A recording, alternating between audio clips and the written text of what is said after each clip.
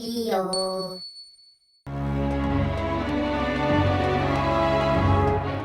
Saat Abu Nawas sholat tidak perlu rukuk dan sujud.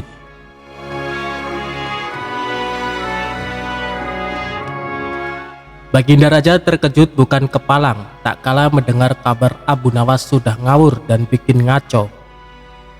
Abu Nawas mengeluarkan fatwa sangat kontroversial.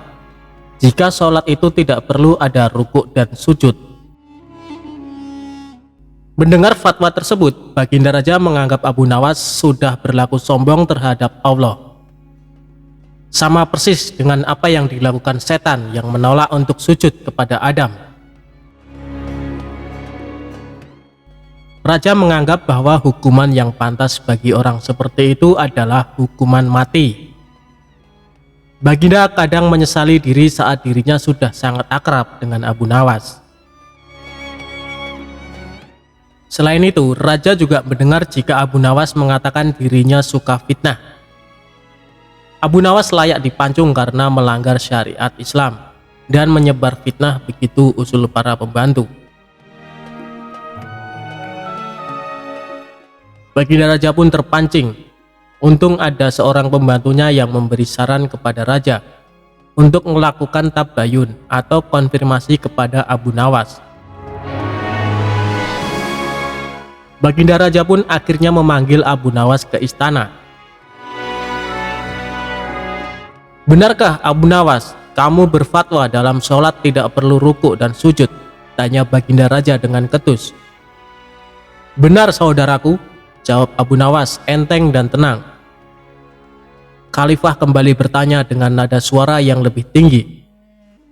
"Benarkah kamu berkata kepada masyarakat bahwa aku Baginda Raja adalah seorang khalifah yang suka fitnah?" "Benar saudaraku," jawab Abu Nawas tanpa merasa bersalah sedikit pun.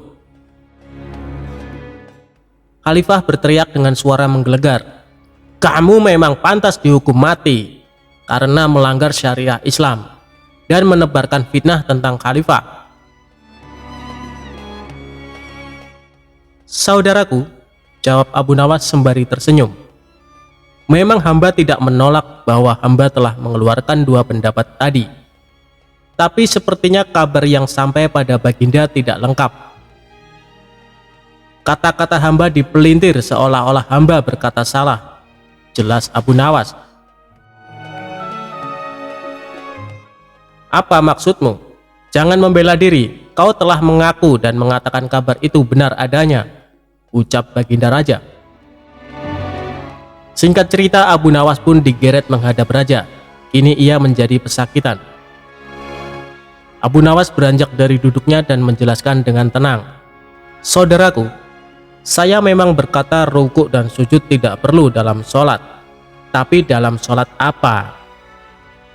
Waktu itu saya menjelaskan tata cara sholat jenazah yang memang tidak perlu rukuk dan sujud." Baginda Raja pun mengangguk-angguk membenarkan. "Bagaimana soal aku yang suka fitnah?" tanya Raja. Abu Nawas menjawab dengan senyum,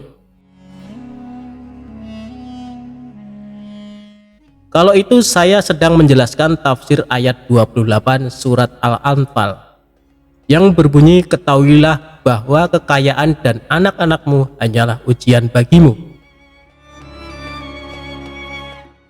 Sebagai seorang khalifah dan seorang ayah, Anda sangat menyukai kekayaan dan anak-anak. Berarti Anda suka fitnah ataupun ujian, jawab Abu Nawas.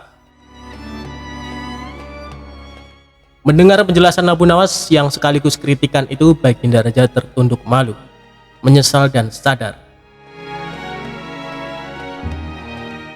Rupanya kedekatan Abu Nawas dengan Baginda Raja menyulut iri dan dengki di antara pembantu-pembantunya.